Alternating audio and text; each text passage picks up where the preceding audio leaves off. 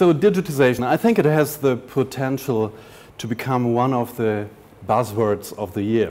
I think last year or over the last 2 years it was something like disruptive. Everything had to be disruptive.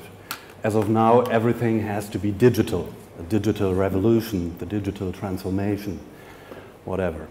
And still, it's very challenging for a lot of companies to tackle all those questions that are connected to the digitization. In essence, this is nothing new. We've seen that before. We've seen over the last centuries how technology changes the world.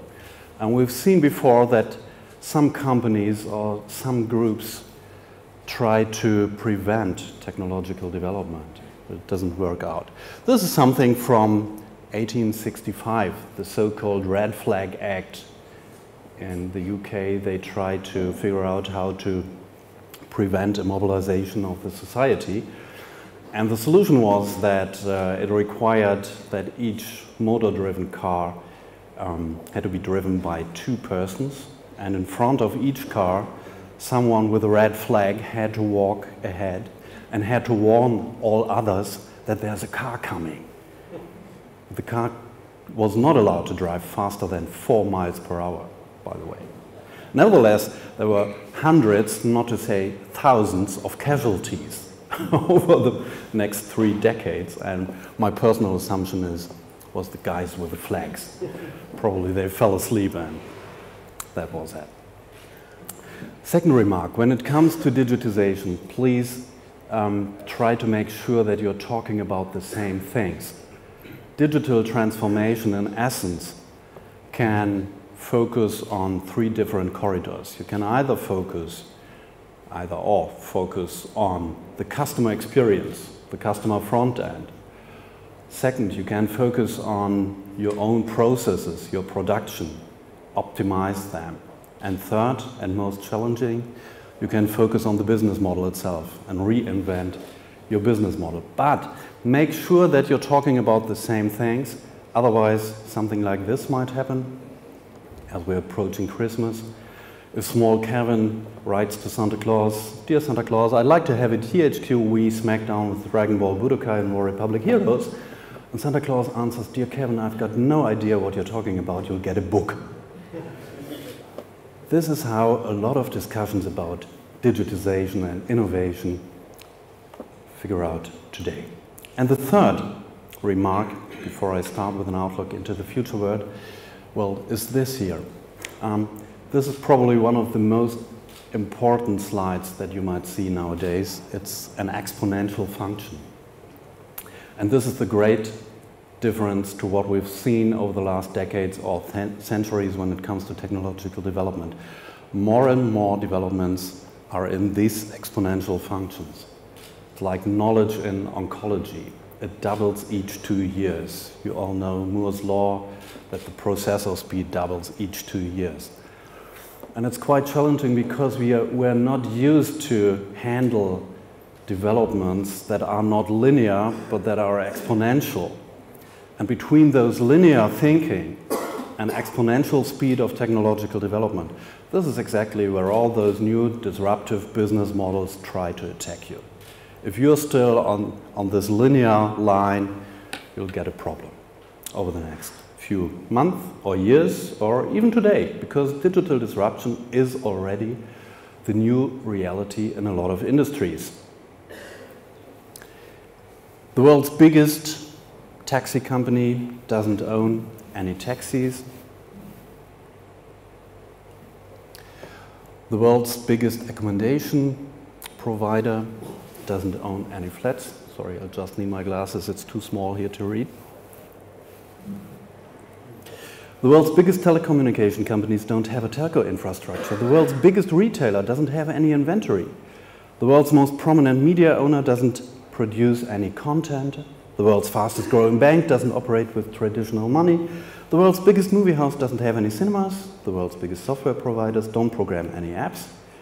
So what does it mean for fleet managers? How will the future of the world's biggest fleet managing company look like in a couple of years? Will it be a software platform, or will you still run the infrastructure itself?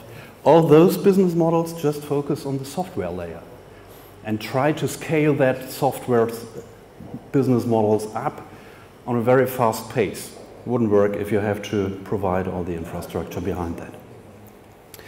This leads to an assumption that was formulated 3 years ago by two analysts in the United States, Paul Nunes and Larry Downs, who said nearly everything you think to know about strategy and innovation is wrong, because all those basic logics have changed so much over the last couple of years.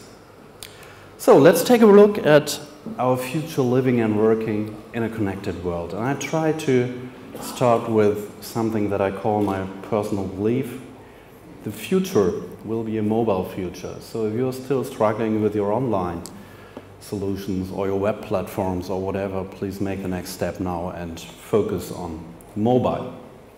The web is a social web, and this is important because users become producers and they get used to these logics. They get used to being asked, to being incorporated, to provide their assumptions, their recommendations and all that stuff. And this is what they demand from other companies as well, because this is changing their personal experience. Social networks are already accessed in the majority of cases via mobile devices nowadays, and mobile does no longer mean on the go, but in many instances it means it's a very comfortable situation and you use your iPad or whatever to make business and all that. And this is important as well for business models, because we see that, for instance, on Black Friday, the last Black Friday in the States, more than 40% of all revenues were ordered by mobile devices, 95% of those revenues with an iPad. So Apple is still in front of that. But the important point is 3 or 4 years ago there was a lot of hesitation whether people would be willing and would accept to make something like mobile payment or to make an insurance or a bank contract via a mobile device, or whether they would refrain from that because of security issues.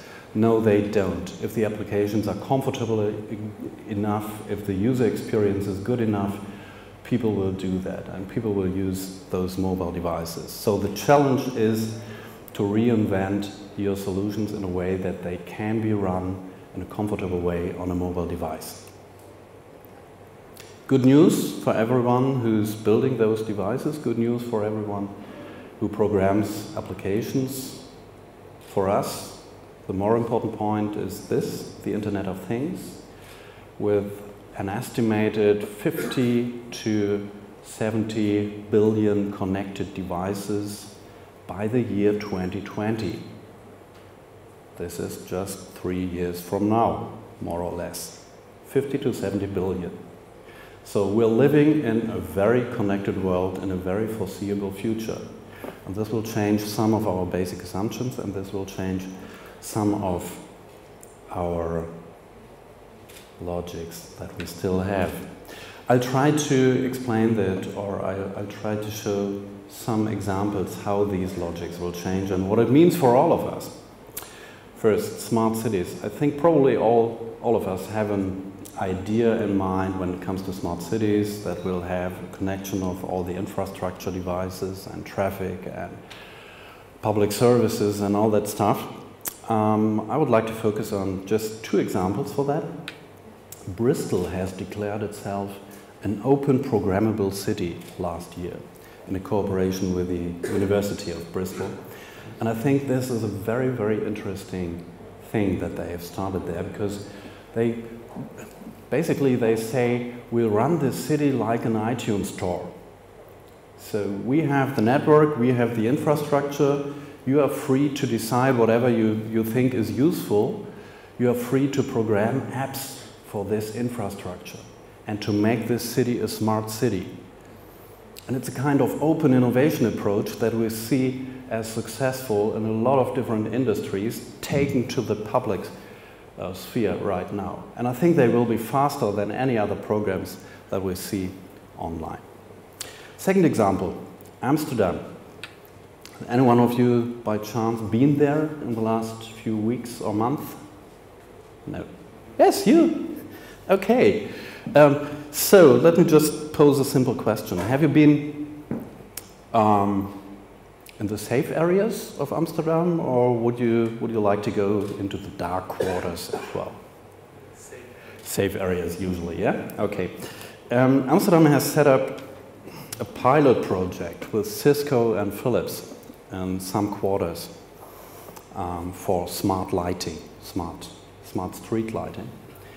And they do some things that you would expect them to do. So they look at traffic data and they look at maintenance data and all that stuff. And then they do something that you wouldn't expect. They incorporate the crime rates into that system. And wherever you have a high crime rate, they increase the intensity of the lighting. So these are the bright areas in Amsterdam.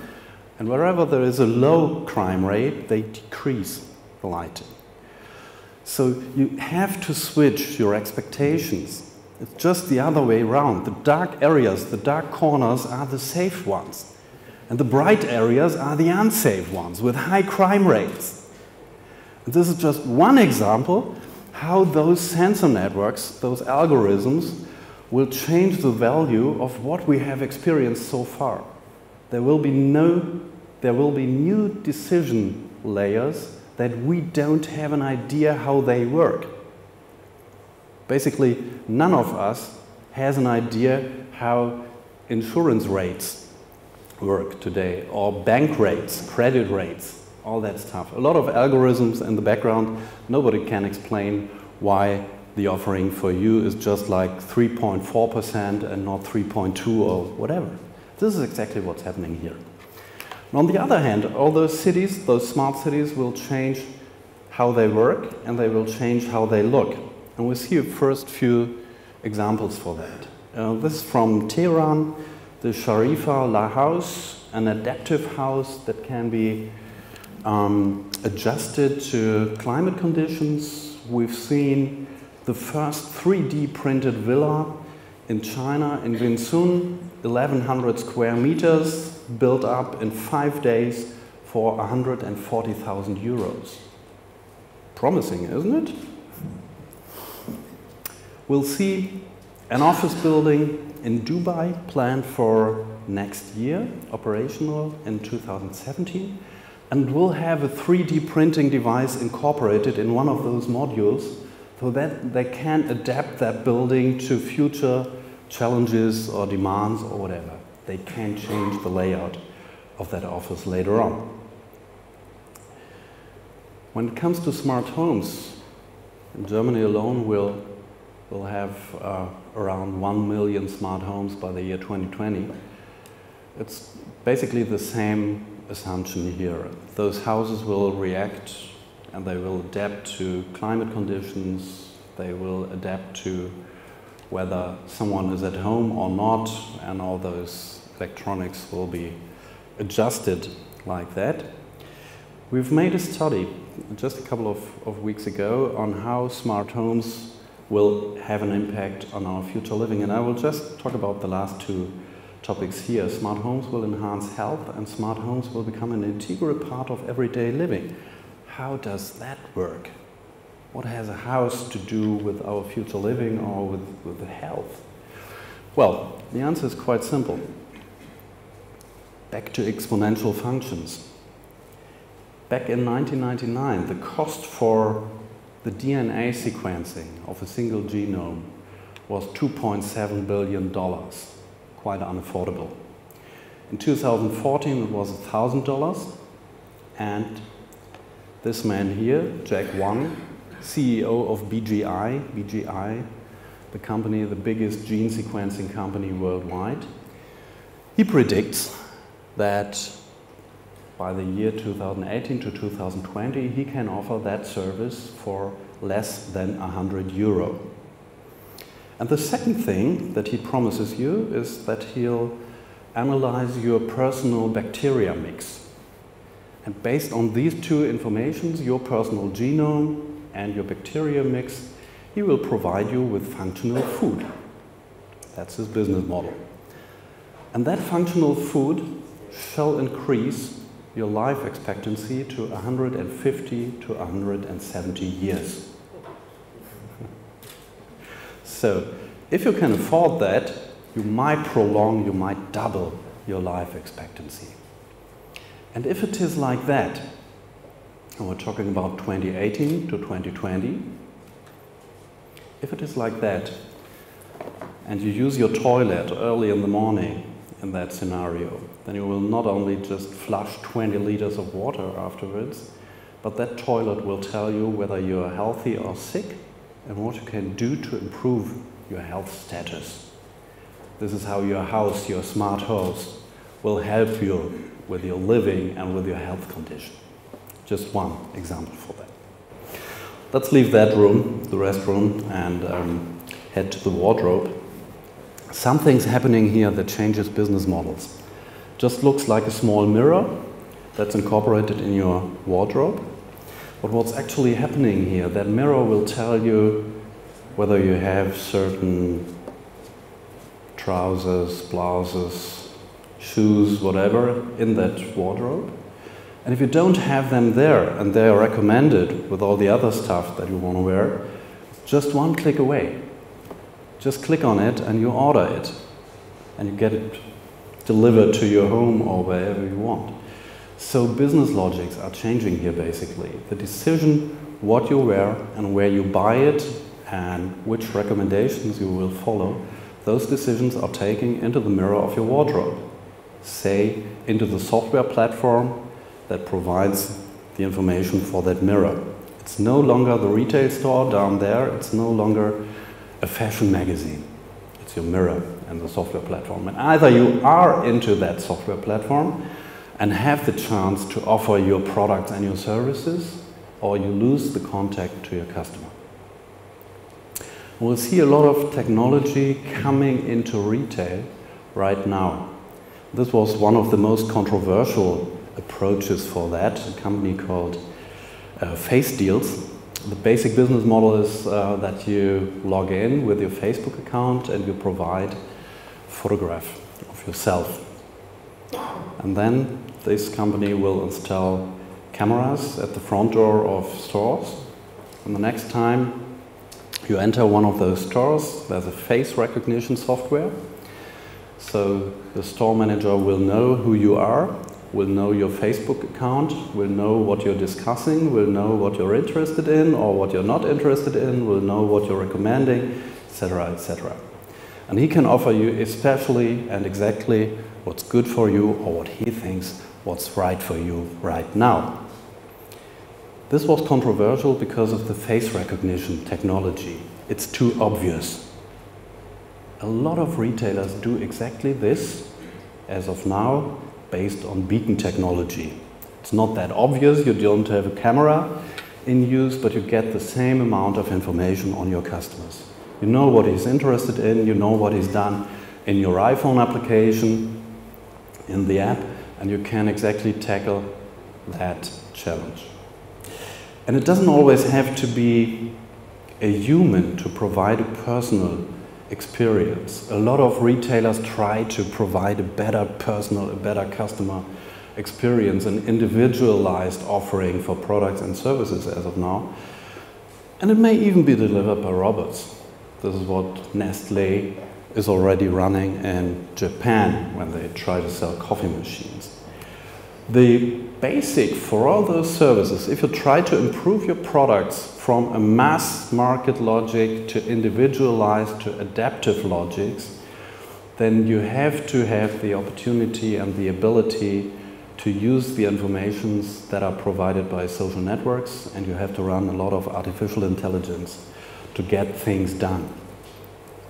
And basically, the most important thing that you have to remember is that virtual reality will build an additional optional layer for all of us in the very foreseeable future. I'm talking about something up to 2020. We will have the opportunity to switch it on and off just as we like. We won't always rely on those virtual layers and on those recommendation engines. There will definitely be a lot of decisions that we take that will remain a personal decision, where I don't want to have this support of a recommendation engine or artificial intelligence or whatever, because it has to do something with values and assumptions and social intelligence and empathy and all those things. But on the other hand, we'll have a lot of support from these systems, and this will have consequences for all of us. I mean, all of you who are sitting here, we're all knowledge workers, aren't we? And on average, we spend 3 to 4 hours per day just to find the information that is needed to get our job done. 3 to 4 hours per day. Because we have stupid systems, stupid intranets that are not adaptive, that are not predictive, they don't know what we're doing next. At least this is the baseline. This leads to one consequence. We are not efficient enough in the way we work, so we'll see new competition from robo-advisors.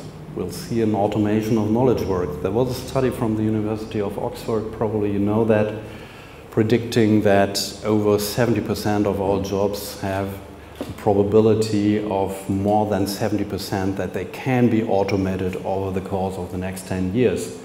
And knowledge workers were at the forefront of that. And we see the same logics transferred to production. Industry 4.0 is one of the biggest challenges here when you try to connect data and your products and the production lines in a more and more intelligent way that allows you to set up new business models and that provides a better incorporation of suppliers or customers or whatever into the value chain. So this was a very fast run through a future scenario for our living and working world. Let's use the last few minutes for a look on outlook on future mobility. And future mobility is not just something that has to do with cars or autonomous driving. There are a lot of different concepts right now, and a lot of those guys has been on one of our future congresses over the last 2 to 3 years. For instance, Bas Lansdorp, who tries to set up these funny little things on the Mars. And you can apply now to be one of the astronauts with a one-way ticket flying to the Mars in 2027. Set up a new civilization. Elon Musk focusing SpaceX inter alia now on the big fucking rocket and the big fucking space shuttle, as he calls it actually, shall be operational in 2024 and shall provide the opportunity for a lot of people just to fly around the Earth to get that experience. Another one who's trying to get this done is Richard Branson from Virgin Galactic. He wasn't so successful with Spaceship One due to a human failure. That spacecraft crashed. But it doesn't stop the program. There will be another test run that is scheduled for next year with a newly developed spaceship number 2. Shown on the CES this year was the concept for a drone that is capable to transport 1 to 2 persons in cities or bigger cities and avoid all that traffic jam that you usually have there. And this is not just a concept that's discussed out of Europe. We have the same discussion in Europe. Airbus has announced that they want to prototype their project Vahana next year, a similar project that is a fully automated drone that can transport you from A to B. And interesting enough, Dirk Ahlborn, he is one of the CEOs. There are 2 different companies who have set up or who have used Elon Musk's vision of a Hyperloop as a starting point for their companies. Dirk Ahlborn is one of those 2 guys, and he will probably set up the first test runs in 2018. Hyperloop is a transportation system that will take you from, say, Los Angeles to San Francisco in 30 minutes, something like that. So it's faster than an airplane, much faster than an airplane, and much faster than railroads. Yes, it's true Not every dream has come true, and I don't believe that each and every concept that I've shown you here will come true and we'll find enough astronauts to follow them. But we'll see severe changes in how mobility is run. Copenhagen might be a blueprint for new environmental and bicycle-friendly traffic planning. Uber is just a herald of disruptive business models for mobility and transportation. And by the way, it hasn't decreased the amount of transportation in the San Francisco Bay Area, but it has doubled the amount of transportation services that are provided in that area. So disruption does not necessarily mean that it's shrinking the markets. It's just the other way around. And it won't stop. Remember, it won't stop. We have more than 900 startups focusing right now on connected transportation. All aspects: telematics, ride-hailing, location mapping, auto wireless networking, smart city, car sharing, etc., etc., etc. More than 900 startups that are funded with an increased amount of money. And that leads to John Zimmer, CEO of Link, saying, "Our society is at a fork in the road, and whether we take the right path is not inevitable. I don't have all the answers, but what I do know is that decisive action must be taken by all of us, business leaders, policymakers, city planners and citizens, to realize the full potential of this almost unprecedented moment in history." An almost unprecedented moment in history. This is where we are right now. And it has started in 2009 when it comes to autonomous driving. We see a changing demand, especially in the big cities, changing demand, changing actors, autonomous driving, mobility as a service. These are all the buzzwords and the concepts that we see since, say, 7 to 8 years. Google, Apple with its project Titan, an unlimited budget was announced for that project. Given that Apple has something like $240 billion,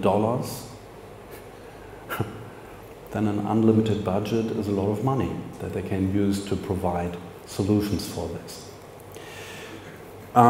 As far as it seems to be, I think nobody really knows it, but there was some rumor that this project has been refocused this year on software development, that they don't try any longer to produce an own car, but that they try to produce the operating system for autonomous driving.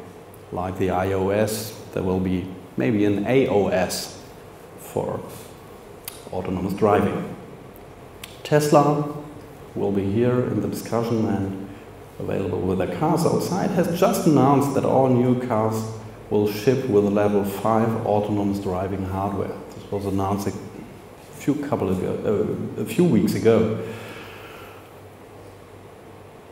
Uber started its self-driving pilot program in September and has announced that it will replace their drivers, they talk about their dudes, as fast as possible. I think that's really interesting. As of now, they rely on their dudes to make some money, and here they state that they want to get rid of them as fast as possible, as soon as possible. Well, this is really disruptive. And Uber has also acquired a company that's called Otto, and last month there was the first shipment, the first commercial shipment provided with such a self-driving truck. It was a very valuable load. They had 50,000 beer cans from Anheuser-Busch on board. So it was really a big risk that they had taken there. Lyft. GM has invested $500 million in Lyft recently. And their semi-autonomous cars on fixed routes shall start driving in 2017. So it's all over the next 2 years so far. LeEco in China will start an outsourced mass production of driverless electric cars, that's called LeC, from 2018 onwards. And they've done something that's quite remarkable. I don't have it here in the picture. If you change the mode of that car from self-driving to autonomous driving, then the steering wheel will fold back. So there will be no irritation with the steering wheel that moves on autonomous mode, but this will be folded back as soon as you start the autonomous mode. So, interesting enough. Maybe some of you know those Google videos from autonomous driving cars where you have two people sitting there, an elder couple in this car, and as long as there is a steering wheel in this car, it's very spooky to be in that car. The woman is screaming all the time, like, whoa, what's happening here? And as soon as she's sitting in another car that has no steering wheel and that's just driving in an autonomous mode, everything's fine. It's convenient, it's comfortable, it doesn't produce any fear. So the steering wheel will be one of the main challenges for this kind of autonomous driving. How do you solve that? Is it a foldable solution or will you find another solution? Baidu, they are also thinking about an outsourced mass production of driverless electric cars, announced for 2021, and they are starting test runs right now. BMW, as you probably know, or a lot of you will know here, has teamed up with Mobileye, has teamed up with Intel to deliver fully self-driving cars, as was announced for the iNext by 2021. So it's no longer the 2025 threshold, but we're talking about 2017, 2018, 2020, 2021, something like that. I'm not sure, but maybe we'll get a better impression, a better feeling for that over the course of this day. I'm not sure whether we'll have all technical requirements settled by then and whether we'll have all other requirements based on infrastructure and legal aspects and insurance aspects and all that by 20 or 2021. But for sure, this will be a driving force, a big driving force. Technology will be a big driving force for all the other things that have to be decided. From our perspective, there's one big difference between the stance and the strategies that classic OEMs are following and what Silicon Valley players and the Chinese software companies are doing right now. The OEMs, in our assumption, or from our perspectives, are focusing on a step-by-step improvement of autonomous driving, focusing on level 3 right now. And on the other hand, the Silicon Valley and Chinese software players, they are directly heading for level 4 or maybe even level 4 or 5 autonomous driving. So it's no step-by-step approach, but they will try to reach that very soon. And here's another view on 4 phases of autonomous driving that I'd like to present to you. First step, the steering wheel disappears, and it seems to be a typical German stance. Cars built for active drivers with a steering wheel. American approach is much more different than Chinese approach also. It's much more based on commodity, on the question, what else can you do while you're sitting in a car? How can you use this captive environment for your business models, for your business logics, for services that you provide to those people while they are driving in an autonomous car? The most likely outcome will be the development of adaptive interiors. Phase 2, the business model evolution. The focus shifts from the vehicle to the business model itself. Fleets of self-driving cars will cycle cities and be operated by different providers. Fleet management. Users pay per drive instead of paying for a vehicle.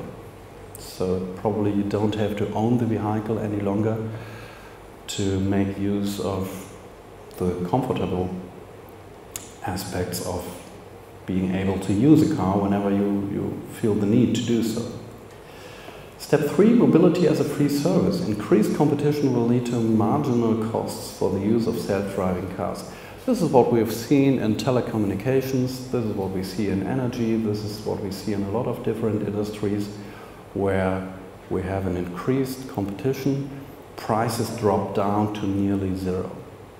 So our expectation is that the prices for driving a self-driving car or using a self-driving car will decrease to nearly nothing. The monetization will then have to be through value-added complementary services for passengers while they are in that captive environment. And step 4, when you think about blockchain logics and blockchain mobility, it might even be that self-driving cars don't need an owner any longer, that they make their business on their own. Cars that own itself will find passengers and do business on their own. And new regulations and liability rules would have to be applied for that, obviously. But this might be one of the outcomes. Blockchain technology now just entering the insurance and the bank industries, and they are very afraid of what's actually happening there. Whether you need all those middle management logics any longer, all those contract logics any longer, or whether you can just get rid of that based on blockchain. One more thing. We are right here. This is the so-called iPhone moment. Yeah? There has been some disappointment over the last few years. It's not been that fast, it's not been that good, it's not been that reliable. The Oculus Rift has been introduced into the market this year. It has not yet led to that revolution of virtual reality, for instance, etc., etc., etc. But we are right there. And from there on, it's only chaos and amazement following. So, and you have to be aware of that, and you have to be very fast to follow that opportunities. And basically you have 3 different options how you can handle that. You can either make things happen, or you can watch things happen, or you can say, oh, what happened? Hopefully you're on the first track. Thank you very much, and I'm really looking forward to the discussion and the workshops later on. Thank you.